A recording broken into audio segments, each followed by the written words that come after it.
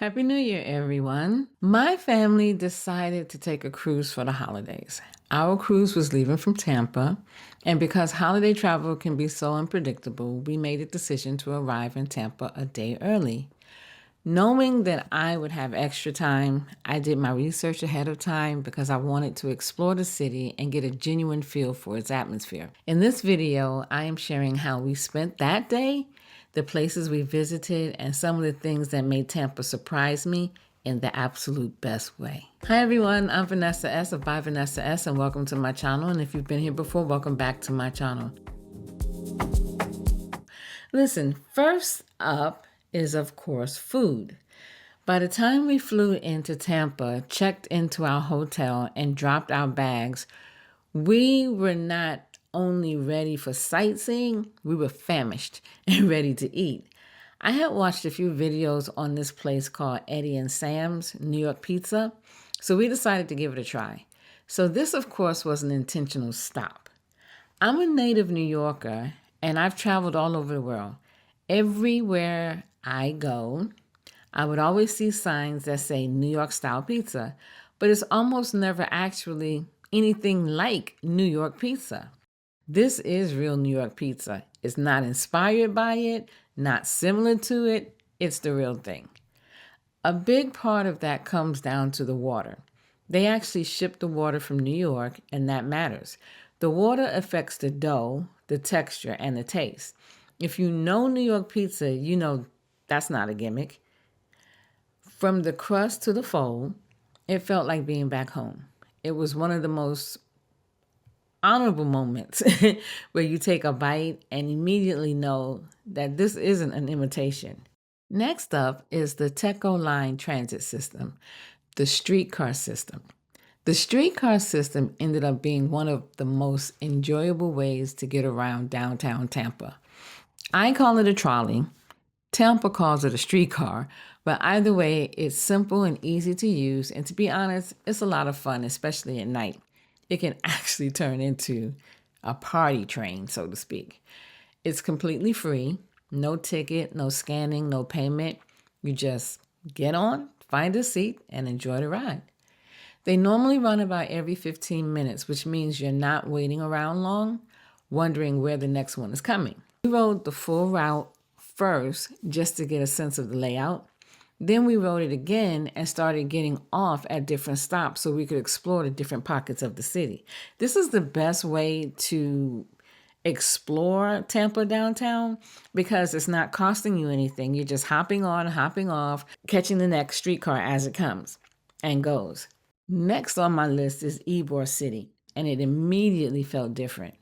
Ybor City isn't just another neighborhood. It feels like its own place with its own identity, which for all accounts and purposes, it really is. It's known as the Cuban district in Tampa, and you feel their history right away.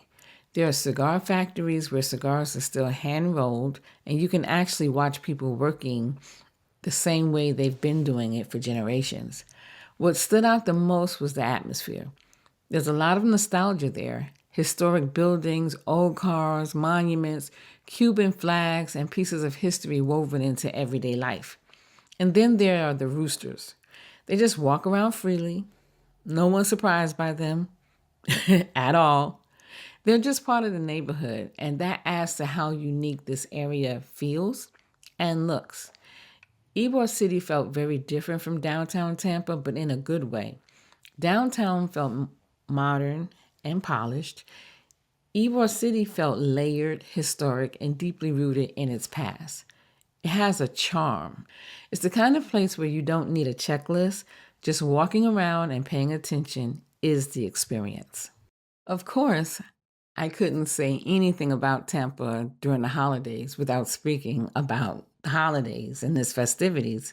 Being in Tampa during the holidays added something extra to the experience. You could really feel it along the riverfront and throughout downtown.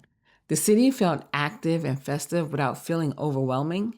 One of the standout events was the boat parade. People decorate their personal boats and yachts with lights and music and parade them along the water, along the riverfront. They have music, They have food. It's just a big festival. But at the same time, the boats are in the water. It's crazy. I loved it. It's not a small event at all. A lot of people come out specifically for it, and it draws a huge, huge crowd. It was crowded, but in a good way. You could tell this is something people genuinely look forward to every year. Families, couples, groups of friends, everyone was out enjoying it, especially tourists like myself. If you're visiting Tampa during the holidays, especially if you're staying downtown or near the Riverwalk, this is something you're likely to come across. My suggestion is participate.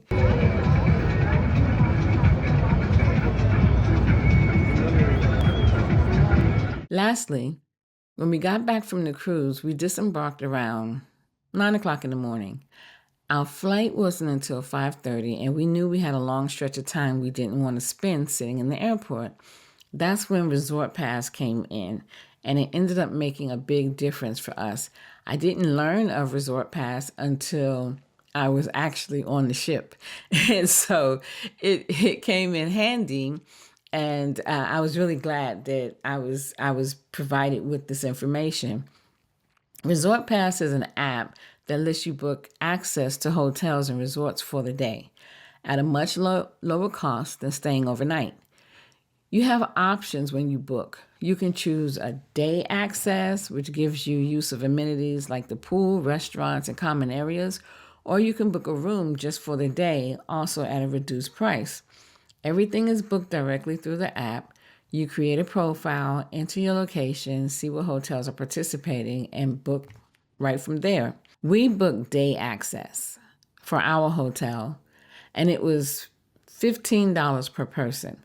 They picked us up from the airport, stored our luggage, gave us a key, and gave us full access to the hotel.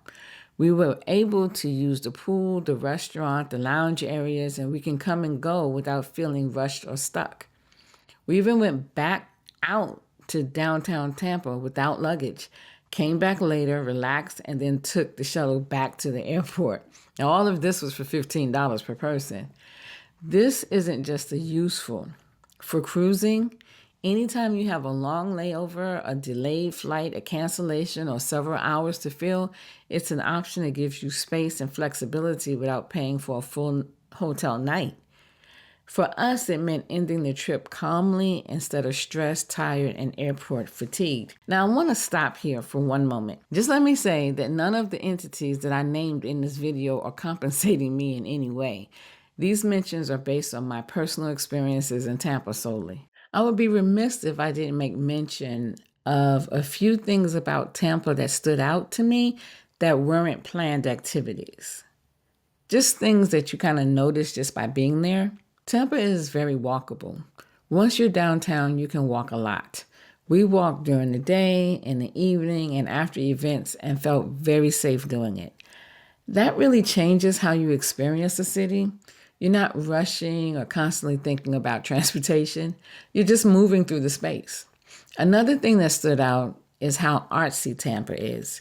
There are murals everywhere, art on buildings, walls, and throughout public spaces.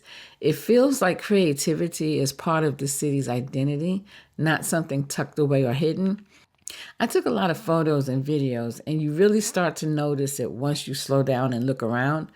And if you're traveling with a dog, Tampa is incredibly dog friendly.